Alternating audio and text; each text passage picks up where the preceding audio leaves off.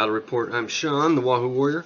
This is a battle report. It's a 750 point prep match. Josh Dunn from Sioux City, he's a sergeant with Warlord up there. He kind of runs some events up in the Sioux City area. He came down and we are doing a little preparation for a small tournament that's coming up in Lincoln at Gauntlet Games on February, I believe, 22nd. I don't have my calendar in front of me. But the rules for the tournament are single platoon, 12 order dice max, no vehicle flamethrowers, not doing any season rules, anything like that, and no theater books. So we put together a couple armies. I'm not completely, I've actually made some changes to mine since this report, but nothing major. The composition stays pretty close to the same, just changed a few things. I'm on the far end. I'm playing British. I have, in this battle, I have two inexperienced 10-man squads. My thought was I'm going to try to take a bunch of bodies. I've got two 8-man commando squads, and I have two trucks to transport them. The trucks only hold 10, so they could actually take the inexperienced if they wanted to. I have a Piat team and a second lieutenant regular. I have a medium mortar. I tend to normally run a heavy mortar, but I have a medium mortar inexperienced with no spotter. I also have a light howitzer. The British one also acts like a light anti-tank gun with no spotter. And I have a A9 cruiser tank. In this version, it's the CS version, so it's got a light howitzer, a coaxial medium machine gun, and a turret-mounted front, left and right medium machine gun. 7-up armor. So 750 points. You know, you can only fit so much in there. And I also have a free artillery observer. His list here is based off of the Pegasus Bridge SS Recon, and they're looking pretty sharp. He's got a couple things in here. I have a couple models I've never seen before in person. And he's got a Panzer II, it's the Recce version, so a late war Panzer II. I have an early war Panzer II. He's got an open topped, soft-sided half-track there. It's pretty sweet, big old model. He's got a truck. And then he has the small, I think it's a 250 half track. It only holds like 5 men. For his infantry, he's got all veterans. He's got 2 fire squads with all assault rifles, SS. I think they're 6-man. He's got a 5-man assault engineer team. They have rifles and a flamethrower. And then he has another squad of rifles. So all veterans. He has a medium mortar, which throughout the game he wasn't very satisfied with as far as the composition for his army. He just had some extra points and he fit it in there. He did make sure it could fit into his vehicle, since it's a 3-man team and it could fit in with one of the squads, because he wanted to make sure that he at least stayed true to the Recon version and everybody could ride. Then he has a veteran second lieutenant with no helper and an assault rifle. So that's his list. When you look at the number of models, it looks like I've got quite a few more, but again, I've got 2 inexperienced squads, and I don't normally run inexperienced squads. I always look good on paper. With only having a second lieutenant and not planning to have my second lieutenant like shepherd them around, I'm not sure they're going to work out. And just spoiler, I end up switching those guys out to regulars and dropping 2 men out of each commando squad, and then I make the trucks a little bit smaller. That's what I end up doing. I haven't played that list yet, but that's what I'm planning to do. So we're going to get to the battle report here. I hope you like these faster versions. I know a lot of people can't sit through an entire 2-hour match, and myself really included. I mean, it's a long watch. I think for new players, they might enjoy learn some of the things, and if you like the video, you can always go look at the full version and you can kind of see some of the roles and some of the pivotal moments. We do a lot of table talk, talking, laughing, and thinking things out. But we're playing a scenario from the tournament pack, and in the tournament pack you have a first wave. At least half your army has to be in the first wave, and you come in on a corner. Whatever corner you pick, which I actually won the roll, and I picked this bottom left corner. I should have probably picked the top left corner, in that the field of fire is much more open. There's no trees in the way, and I have more guns than him as far as howitzers and whatnot. But that's what I chose. And in this scenario, you win by capturing the objectives. You have to hold the objectives at the end of the game. If you hold more than your opponent, you win. So if you have 1 and he has none, you win. If you have 2 and he has 1, then obviously you win. If nobody has, or it's a even up, then it's a draw. Reserves come in on the long table edge, so I'm glad we play tested this because it was really kind of hard for me to wrap my head around it. And in fact, after I nominated what was going to be my first wave and what's going to be my reserves, I realized I probably could have done it a lot better in that I was bringing stuff on because I wanted it on the board, but it wasn't in a very good position. So I am glad we play tested this. So I had brought my mortar in there, and it really doesn't have a whole lot of field of fire. It doesn't have a spotter because I didn't have the points for it. He brings his big old half track in, and it's got a squad in there, and it's got a assault rifle squad in there, and it has his lieutenant. So I run one of my inexperienced squads in here, and again at this point I'm not thinking reserves come in on the long edge, and either was Josh. We kind of started to realize it in turn 2 when we started bringing stuff in. So I run these inexperienced, and then I run my Piat team.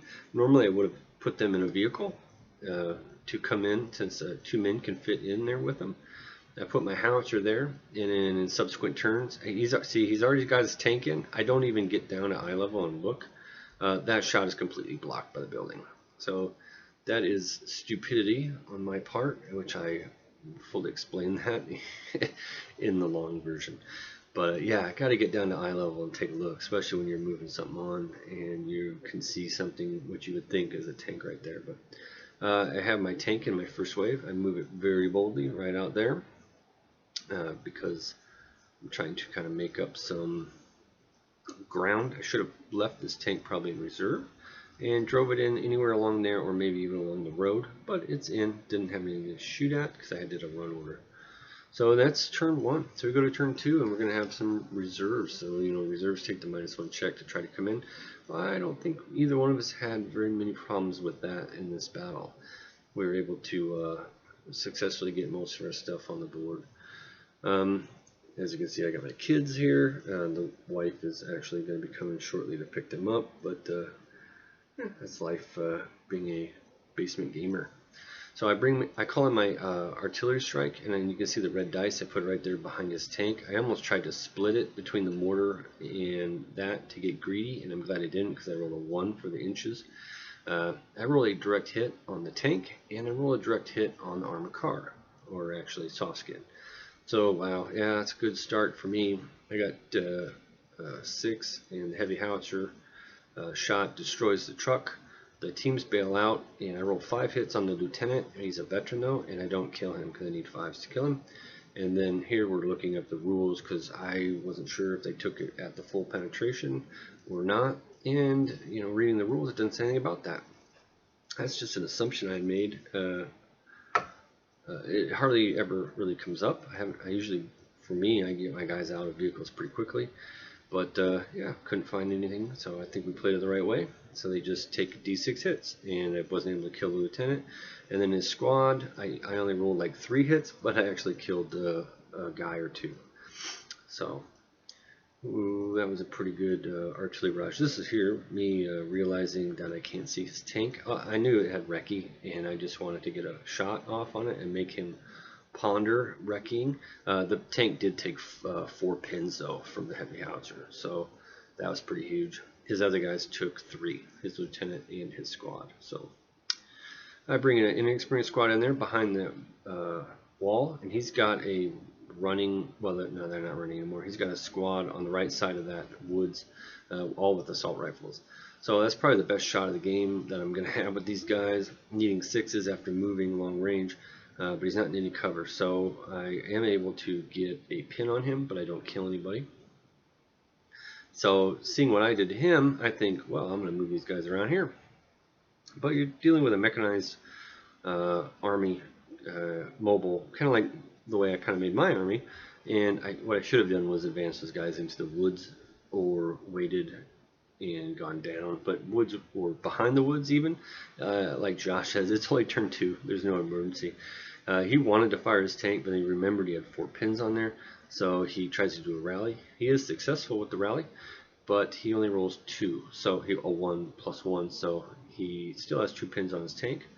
Here he's rallying his lieutenant, and I believe he's rallying his infantry squad. I go ahead and move my tank up since his tank is kind of activated. I'm planning to, just make him recce back, which he does. I shoot at him. I don't have any machine gun shots. I could have waited with my tank. And in this game, quite a bit, I was a little too aggressive with my tank. Not that it charged in or anything, but that I activated it a little too soon. One of the very important things I'm learning more and more about tank combat or using tanks in a list is to save them to make your opponent wonder what you're going to do. I do move my howitzer over, slash light anti-tank gun. So he's free to go with this truck with guys in there because he knows I can't drive in anywhere with my tank and shoot at them. So he gets pulls 2 order dice in a row. They hop out, they fire at my inexperienced squad, and he rolls like a boss. I don't have any. He's got all assault rifles. I don't have any cover. I roll really poorly on my check too, and I failed by 1. And so he destroyed that squad, an inexperienced squad. It's a cheap squad. The good news is he rolled so well that even if they were regulars, he would have killed them with my roll. And on my morale check, we figured, and with all his hits, he rolled like all 4s and 5s and 6s. So I would have died either way. Saved myself 30 points. Got a look at the bright side. There's my lieutenant. We're kind of just moving around the side of the woods because I'm thinking, well, that sucks on the right hand side. I do have my 1 truck full of commandos. I wrote them down as outflanking, and I wrote them down on my right side.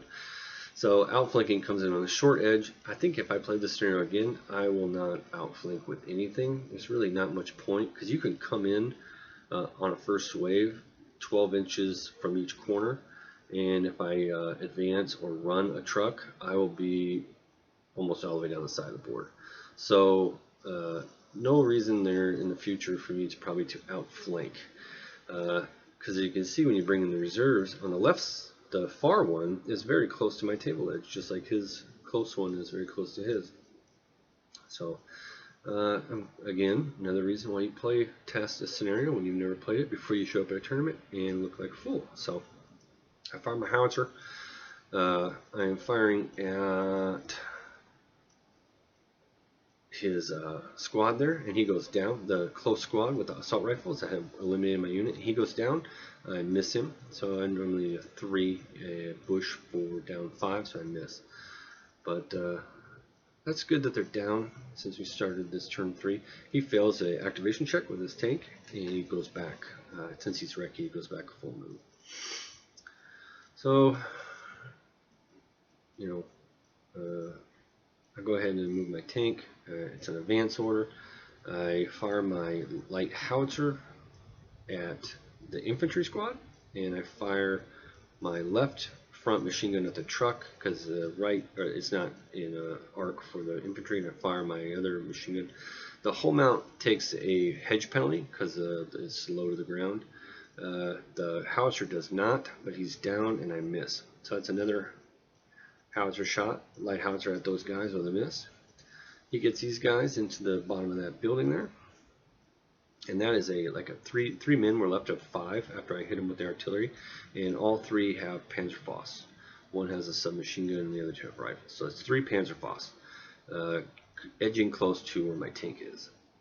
His assault rifle squad advances up into the woods, and he returns to fire on the inexperienced unit.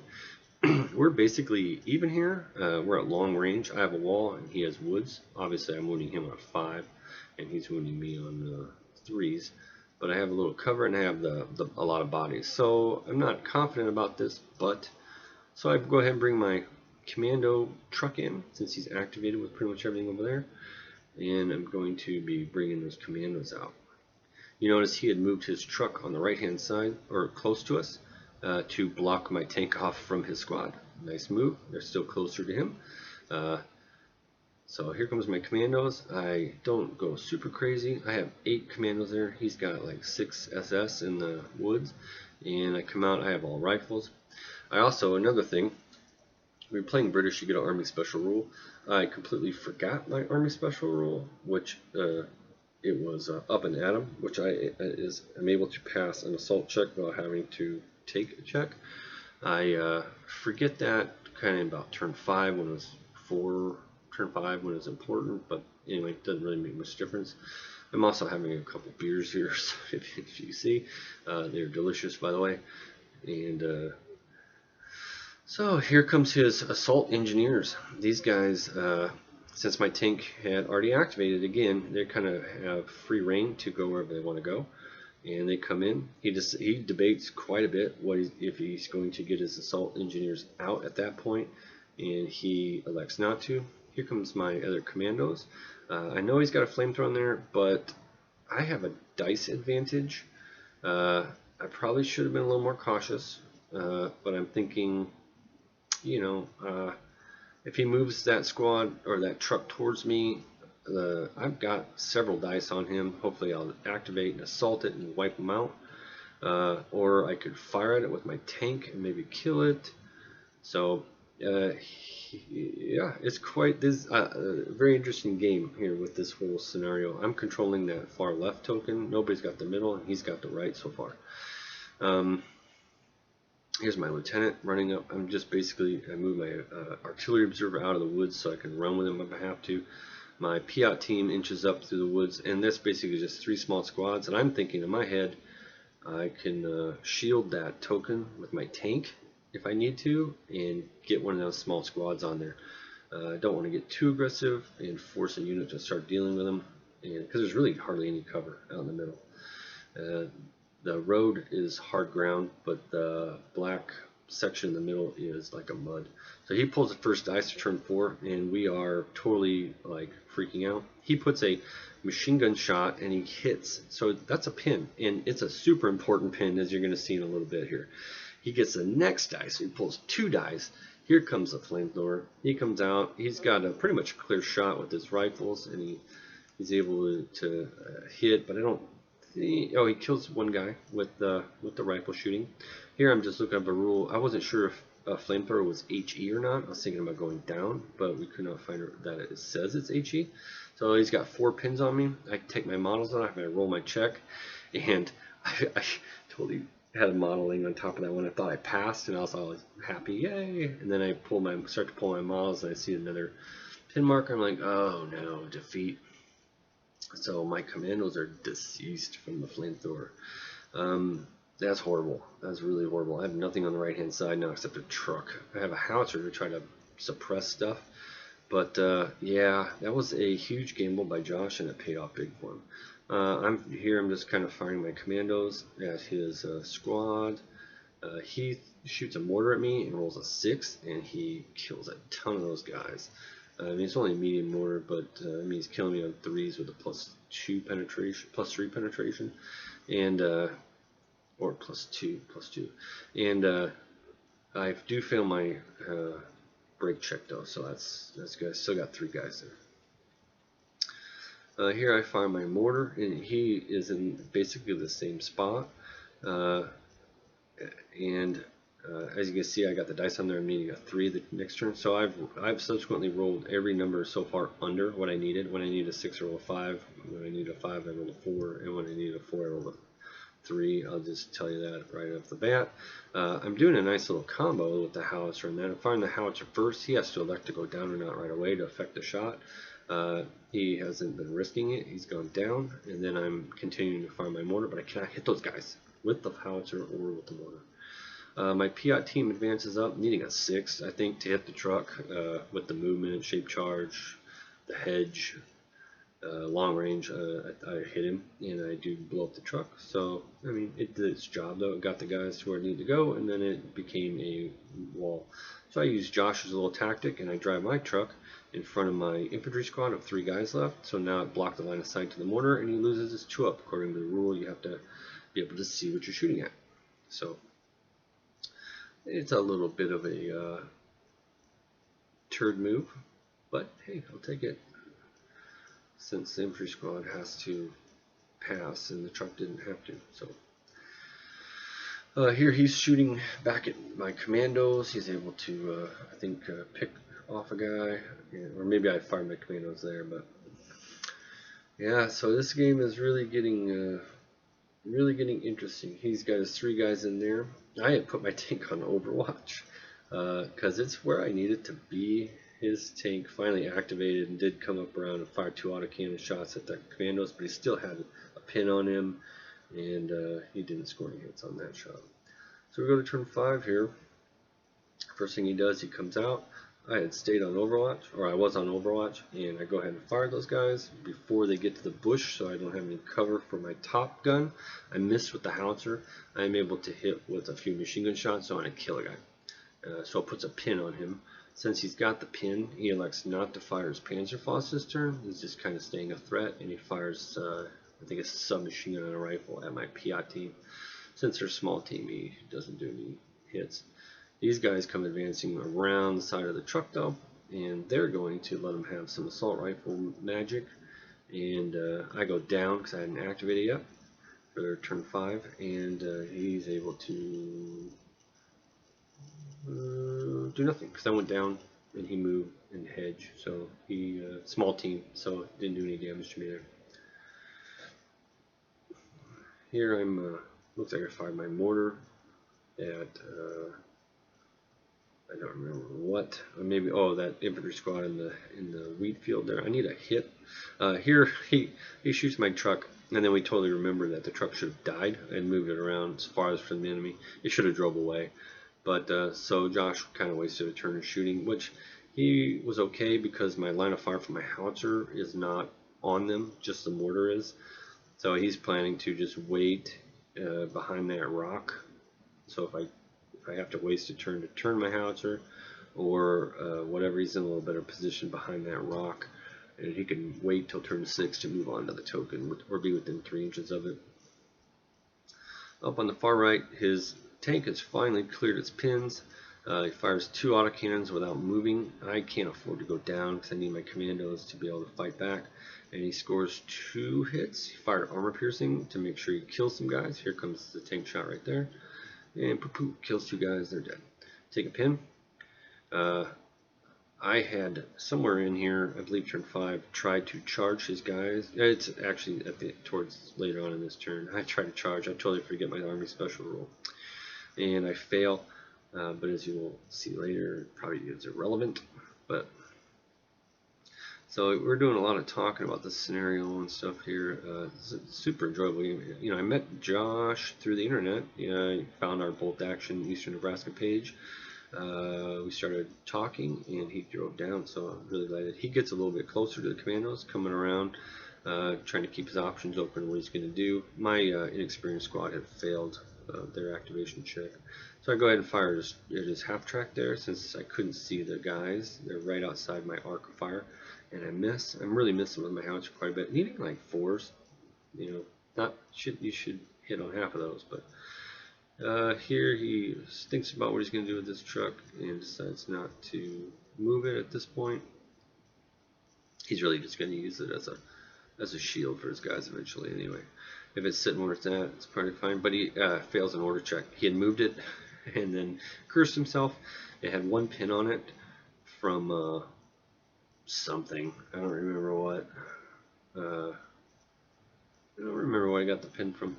Oh, he got. I forget. But he had a pin and he had to go back. So yeah, we're looking at turn 6. You know, we don't know if it's going to end on turn 6 or turn 7. You have to play as if it's going to end on turn 6, of course. So I'm trying to decide what I'm going to do. I go ahead and activate my commandos and I charge him. Or actually, this is where I fail. So I failed to charge. I was planning to charge, eliminate the threat, and try to consolidate back towards the token. Oh no, I passed it here. This is where we remember the Army Special Rule. So here I come. I've got equal amount of guys as him. We both have 2 attacks. Look at all the dice I throw. I rolled 1 5, no 6s. I killed 1 guy, and obviously he kicked the crap out of me. And then he gets to reconsolidate. That was probably a really dumb move on my part. Really dumb move, especially the way it came out. But I figured me going first, I would have an advantage. The commandos have never really failed me before, so I am overconfident. So now he got to consolidate, so now he gets to move and shoot. So he's like really close to that token. He picks off my air observer who was trying to fire. He was shooting those guys with his pistol, or not air observer, artillery observer. He was shooting those guys with his pistol, with his revolver. These guys pass a check. They advance to the edge of the wheat field because I'm desperate, hoping for a turn 7. But, you know, I got my tank still hasn't activated. He's got 2 Panzerfaust sitting in that squad right there. I don't know why I do this. I drive over to the left. I should have just sat still. Honestly, rotated my turret, fired at them, and fired at the guys. So this was a dumb move. I do cream those guys though, because the only advantage to that move I think I got to in point blank. And I fire a couple machine guns at that veteran squad, and I put a pin on them. So I do put a pin on them. So now I'm counting on hoping that my mortar or something. I really have a horrible field of fire. My Piat team moves up there, and then I say, "What am I doing? I'm not doing that." And realize that all they have is a Piat. That was another like, what am I doing move. I should have moved him into the building or something because he activates. And he moves up with all assault rifles, so he murders my Piat team because I'm standing there because I fired, can't even go down. I could have. That was just. I mean, the order dice don't matter, but they matter when you're pulling them. You know.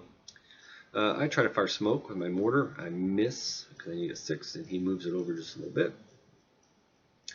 Here comes his tank, and he gets a shot off on me, and he's able to score a hit, but he didn't kill me. So that was fortunate. And here comes my lieutenant. He runs onto the token, so I've got that token. And we roll a turn 7. So I have lost a lot of order dice just in that one turn. Piat team, my air observer, or artillery observer, and I'm down quite a bit. So we start pulling some dice here. He goes to activate his assault rifle squad. He's planning to eliminate my guys there. Here he nails my tank with his tank, and puts I think he crew stuns me. So that's unfortunate because I'm screw-olded now. I was really counting on the tank. So with a crew stunned, I have to go on a down order. And he is fully brazen in the middle because the tank is now down, and he advances those guys up to like an inch away from the token, unloads assault rifle hell on my lieutenant, but he only kills one guy. I had to go down, so I am still alive in the middle, contesting the center marker. He's just we didn't actually look up the rules because it wasn't in the scenario pack what controlling the token means, and that's we probably should have agreed on that at the end or at the beginning. I run my inexperienced squad on top of that token. He had completely forgotten about that squad. I had shielded him off with my truck from his lieutenant and stuff, but he had completely forgotten about those guys because he's like, why are they still alive? And he forgot that he had failed an order check needing a 9. And so I was able to get on top of that token, and at that point it's pretty much a good game. He controlled that far right one. The center was contested, and the left one's contested. If it was a tournament, it would be obviously a win for Josh. He was a super good sport. He kind of called it a draw just because of that inexperienced squad on the far left, running it actually on top of the token. But yeah, it was a win for Josh. That was actually a win for both of us because that was a super fun game. Josh is a great opponent. If you're in the Sioux City area or Omaha or anywhere close, hit him up, and if he's in your area, he'll play you. Looking forward to playing him again. I'm planning to go up to Sioux City here in the near future, and we're going to try to get together and maybe play a couple games in a day, or play a game against him and some of his guys he plays with at his local club. But this scenario was very engaging, very fun to play. Halfway through the game or so, maybe turn 4, Josh kind of realized that because he was playing thinking he had to capture all 3 tokens, I think mentally, and then he's kind of like, wait a minute, I only need 2. Actually, I only need 1, and you have none. So it's a very interesting battle. I really enjoyed every aspect of it. So that's that battle report. I think the biggest things for me was that flamethrower, my commando charge for kind of no reason. I had that token. I should have just held it. I had the wall if he tried to charge me. But yeah, so here's some pictures of the match. This is like opening round when my artillery comes in, and it starts off great for me, putting 4 pins on his tank. Here's my initial deployment moving in. Again, I will do that completely different next time as far as that. It's just a center. This is early turn, beginning of turn 2.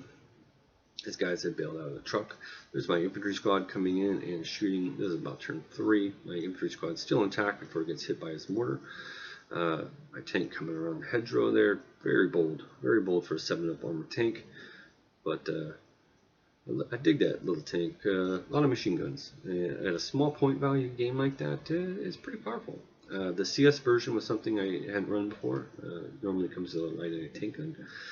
But here's his assault rifle. These guys are made of metal. I mean, I'm shooting them with my rifles down here. I'm shooting them with commandos. Bullets are just bouncing off them. And as you see in the close combat, they're more than a match for commandos. Thanks to the dice. Here I'm basically challenging the center of the board with my tank. Nice little picture there. Firing my my howitzer at some stuff. I rolled, not very good with my artillery. I needed a lot of 5s, 4s and 5s, which that's a decent shot, I think, a lot of times. There's my commandos that came on the side of the board challenging his assault rifle guys, and those guys avoided a lot of HE by going down. My commandos holding their ground. They're getting picked off little by little. Got his Arnold Schwarzenegger lieutenant over there survived that bomb blast, and he's been plugging away with his assault rifle ever since. Here's my observer and my lieutenant coming around looking to maybe try to score that token by just massive small units. There's my down Piat team surviving. Here's destroyed British stuff now. Flamethrower team. His flamethrower did run a few, killed him. That was kind of funny. But yeah, there's my dead commandos. So that's our game. Hope you enjoyed it. Please check out our Facebook page if you're in the area, Bolt Action Eastern Nebraska. Check out my other videos. If you want to see this video in its entirety, it's going to be posted on my YouTube channel as well. If you want to see all the nasty rolls and whatnot and table talk, it's all there for you to see. Thanks for watching. Questions, comments, anything to improve the channel, you let me know. Put a message and I will gladly respond back. Thank you for watching.